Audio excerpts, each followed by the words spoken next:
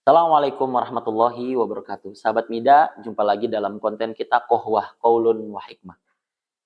Insyaallah di dalam konten ini kita akan terus mengangkat literatur-literatur dan juga qaul-qaul yang bisa mengandung pelajaran dan juga hikmah bagi kita semua.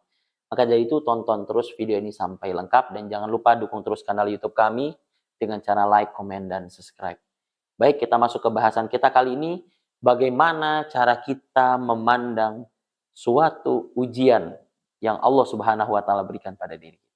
Yang pertama, Allah Subhanahu wa taala melalui rasulnya dan juga nabinya, baginda kita Nabi Muhammad sallallahu alaihi wasallam sudah menyampaikan dalam sebuah hadis. Yang bunyinya adalah Rasulullah sallallahu alaihi wasallam bersabda, "Ajaban li amril mu'min, annal amra kullahu khair. In asabathu syarra sabar. Wa in asabathu na'ma'i awin ni'mah syakar." Dari hadis ini Rasulullah ingin menjelaskan kepada kita bahwasanya urusan seluruh orang yang beriman itu adalah baik. Kalau itu berbentuk sebuah ujian, maka dia akan bersabar. Apa itu berbentuk sebuah nikmat, maka dia akan bersyukur. Maka tidak ada di dalam sudut pandang seorang yang beriman segala sesuatu itu dipandang sebagai suatu hal yang negatif. Jika kita sudah menghadirkan pandangan yang negatif dalam apapun yang kita lihat, maka itu sebenarnya sudah keluar dari konsep yang dijelaskan oleh Rasulullah tadi. Kalau memang dirasa hati kita itu dalam rangka untuk menguji kesabaran kita, atau mungkin barangkali itu untuk menguji keikhlasan kita, atau mungkin kembalinya kita. Ketika dapat ujian, kembali ke siapa kita? Di mana di dalam ujian tidak ada yang tempat kita bersandar kecuali Allah Subhanahu wa taala. Maka ada 3 sudut pandang yang perlu kita hadirkan secara positif pastinya dari ujian yang Allah Subhanahu wa taala turunkan bagi kita. Yang pertama, kita harus sadari bahwasanya ujian itu adalah bagian dari wujud cinta Allah Subhanahu wa taala kepada kita. Kok bisa ujian itu jadi sebuah wujud cinta? Itu disampaikan oleh baginda kita Nabi Muhammad sallallahu alaihi wasallam. Innallaha idza ahabba 'abdan ibtalahu. Allah itu kalau sayang sama hambanya, Allah akan beri ujian. Jadi kalau kita diberikan ujian, kita harus lihat bahwasanya ini adalah wujud cinta Allah kepada kita agar kita kembali kepada orang yang memberikan ujian pada hidup kita. Bukan kita malah menjauh. Nauzubillah kalau kita malah bersuuzon kepada Allah Subhanahu wa taala. Bahwasanya ujian itu adalah bukti cinta bagi orang-orang yang mau berpikir. Maka ketika kita dapat ujian, kita minta lagi, sandarkan kepala kita. Bukan kepada makhluk, tapi kepada Allah Subhanahu wa taala. Kita bersujud, kita meminta, kita berdoa agar Allah berikan kita kekuatan dari ujian ini. Disitulah cinta Allah akan kembali menguat kepada kita dengan hadirnya ujian ini. Ketika kita lulus, maka kita akan mendapatkan gelar menjadi hamba yang lebih bertakwa, lebih sabar, lebih dicintai, dan seterusnya. Yang kedua, sudut pandang yang harus kita tampilkan di setiap ujian yang Allah Subhanahu wa taala beri. Yang kedua adalah jika kita melihat ujian, kita yakini bahwasanya Allah tidak akan memberikan ujian kepada kita di luar batas kemampuan kita. Dan itu Allah abadikan dalam firman-Nya. Dalam Al-Quran Allah Subhanahu wa taala berfirman, A'udzubillahi minasyaitonirrajim, la yukallifullahu nafsan illa wus'aha. Tidak akan Allah memberikan ujian atau membebani seorang hamba di luar batas kemampuannya. Kita diberikan ujian, apapun itu, anak, keluarga, harta. Itu merupakan bagian dari ujian yang Allah yakini. Ketika datang ujian itu di depan kita, sebenarnya kita itu mampu. Tinggal kita sadari atau tidak bahwasanya kita itu sudah diberikan ujian di bawah kemampuan kita. Yang kita pasti akan mampu menyelesaikannya. Seringkali kita justru malah berpikir sebaliknya. Ketika dapat ujian kita berpikir bahwasanya kok Allah begitu kejamnya, begitu jahatnya kepada kita memberikan ujian yang kita tidak bisa. Allah sudah berjanji dalam Al-Quran. Dan itu tidak mungkin salah. Bahwasanya semua ujian yang Allah beri tidak akan pernah melebihi batas kemampuan kita.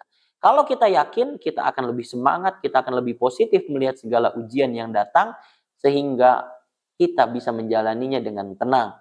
Naudzubillah, kita putuskan segala sesuatu dengan hal yang justru malah tidak menyelesaikan masalah, akan menghadirkan masalah baru. Ya, terjadi di beberapa negara. Ya, bagaimana ujian yang datang dalam hidupnya diselesaikan justru dengan bunuh diri, diselesaikan dengan apa? Dengan menyakiti diri. Yang mana Allah justru malah membenci perbuatan yang justru di situ malah menyakiti dirinya. Salah satu orang yang tidak akan masuk surga adalah orang yang membunuh dirinya sendiri. Maka kita harus sadari bahwasanya ujian yang ada di depan mata ini belum ada apa-apanya. Atau kita yakin kita mampu menyelesaikan. Itu hal yang kedua perlu kita pahami dalam rangka melihat ujian. Yang ketiga, Allah akan memberikan pertolongan ketika kita sudah berusaha secara maksimal. Kita harus menunjukkan kemaksimalan dalam menyelesaikan sebuah ujian. Kalau kita rasa ujian di depan kita sulit, kita harus belajar. Kita harus minta nasihat, kita harus berupaya bagaimana cara menyelesaikannya. Jika kita tidak bisa, kita bisa dengan bermusyawarah dan seterusnya dan seterusnya. Agar apa? Agar ujian yang dijalani bisa secara maksimal kita ikhtiarkan, lalu datanglah pertolongan Allah. Dan ini bisa saya berikan contoh dari banyak kisah-kisah yang Allah abadikan juga di dalam Al-Quran. Kita ingat bagaimana kisah sosok seorang Nabi Ibrahim alaihissalam.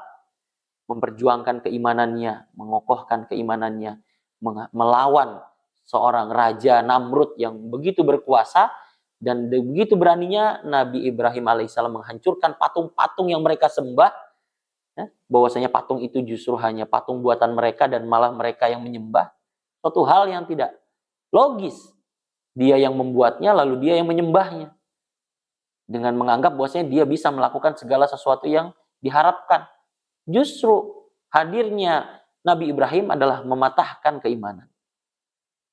Keimanan yang salah pastinya dari Raja Namrud dan juga para pengikutnya. Lalu Raja Namrud begitu marah sehingga mencari Nabi Ibrahim dan membakarnya. Perjuangan ini pasti perjuangan yang sangat besar dihadirkan oleh seorang Nabi Ibrahim. Ya, melawan seorang raja. Melawan kekuasaan seorang raja. Tapi dia terus berusaha untuk menjaga keimanan yang benar. Sehingga Allah Subhanahu wa Ta'ala ketika Nabi Ibrahim dibakar, turunlah mukjizat Allah Subhanahu wa Ta'ala. Itu bukti di mana usaha yang maksimal akan mendatangkan pertolongan Allah Subhanahu wa Ta'ala. Yang kedua, kita dengar dan juga kita tahu bagaimana kisah seorang Maryam, Sayyidah Maryam, di mana beliau sedang dalam kondisi hamil, kondisi dikucilkan, dijauhkan dari kaumnya karena dianggap seorang perempuan yang tidak baik.